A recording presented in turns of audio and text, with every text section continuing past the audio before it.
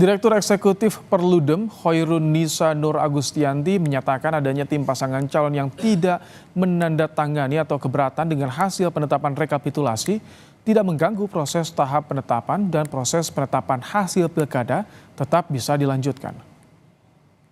Pasangan calon yang keberatan atau tidak mau menandatangani hasil penetapan rekapitulasi itu tidak mengganggu proses tahapan penetapannya. Jadi prosesnya tetap berlanjut gitu ya, hasilnya sudah ditetapkan oleh KPU Jakarta. Nah karena ini adalah penetapan hasil, sudah bukan proses rekapitulasi yang berjenjang, maka jika ada pihak-pihak yang keberatan, maka ruang berikutnya untuk mengajukan keberatan adalah sengketa perselisihan hasil di Mahkamah Konstitusi. Nah nanti di MK lah, MK yang akan memutuskan apakah bukti-bukti yang ada itu mampu membuktikan misalnya dalil-dalil kecurangan yang disampaikan oleh tim pasangan calon yang lain yang menolak hasil pilkada di Jakarta. Penetapan hasil pemilihan gubernur dan wakil gubernur daerah khusus Jakarta tahun 2024. Ketua, kami mundur dari sidang. Terima kasih. Ya, terima kasih Bang. Silahkan. Baik, terima kasih Pak Ketua. Penetapan hasil rekapitulasi pemilihan Kepala Daerah DKI Jakarta yang diumumkan KPU DKI pada hari Minggu kemarin diwarnai aksi walkout dari tim pasangan calon nomor urut 1 RK Suswono. Perwakilan dari tim paslon RK Suswono keluar ruangan di tengah penetapan hasil Pilkada DKI.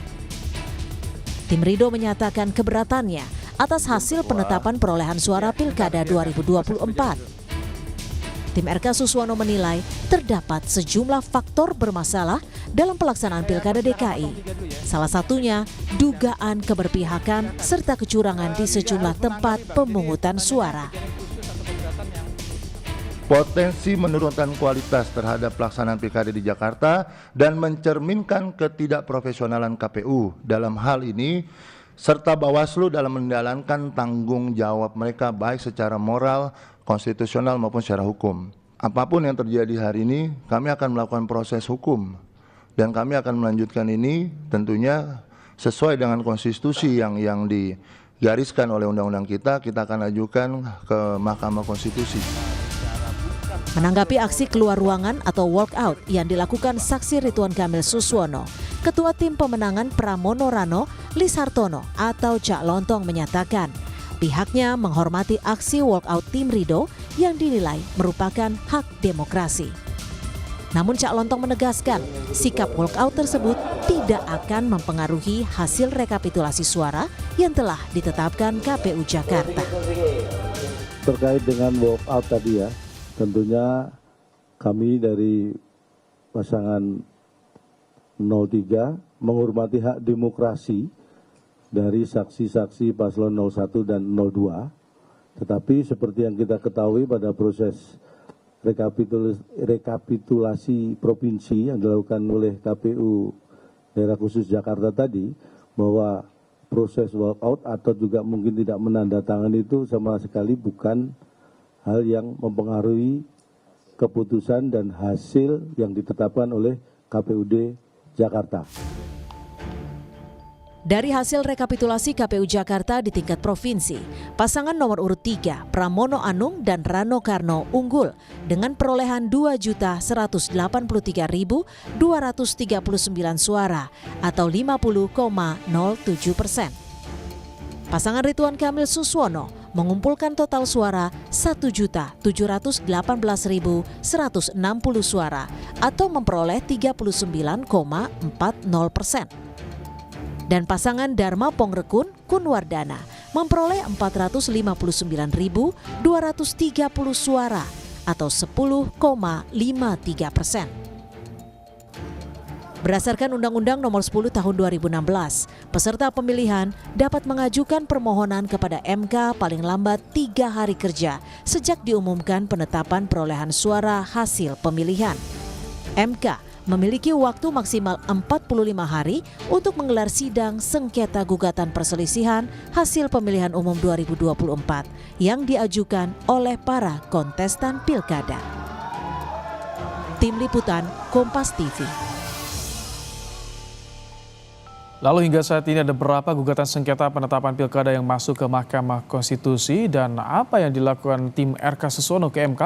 Kita sapa jurnalis Kompas TV dan Niputu Trisnanda di gedung Mahkamah Konstitusi Jakarta. Selamat petang Putu, apa urgensi kedatangan tim RK Susono ke MK dan apakah sudah ada kepastian kapan akan mengajukan gugatan?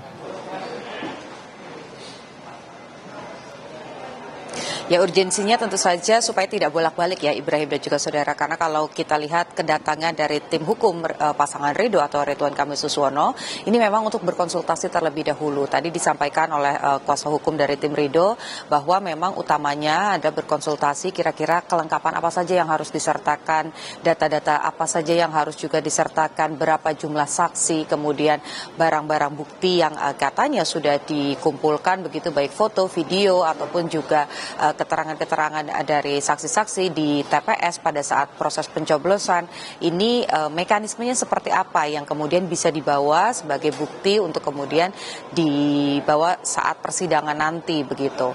Nah, kemudian yang dilakukan tadi memang selain soal persyaratan yang dilakukan dalam konsultasi yang digelar antara tim kuasa hukum Ridwan Kamil Suswono dan juga dari Mahkamah Konstitusi adalah berkaitan dengan kapan tenggat waktu maksimal kubu Ridho ini bisa mengajukan pendaftaran permohonan, karena sesuai juga dengan aturan yang berlaku. Ini juga tadi disampaikan oleh ketua dari Mahkamah Konstitusi bahwa pihak yang bersengketa atau merasa tidak puas dengan hasil pemilu kada kepala daerah ini memiliki waktu 3 hari maksimal, 3 hari waktu kerja, begitu hari kerja untuk melaporkan hal tersebut dan menggugatnya ke Mahkamah Konstitusi. Jadi mengingat kemarin sudah diumumkan hasil rekapitulasi di tingkat provinsi berjenjang di tanggal 8 Desember, maka kubu Ridwan Kamil dan juga Suswono ini punya waktu maksimal sampai dengan hari Rabu besok sebelum pukul 12 malam atau tepatnya 23.59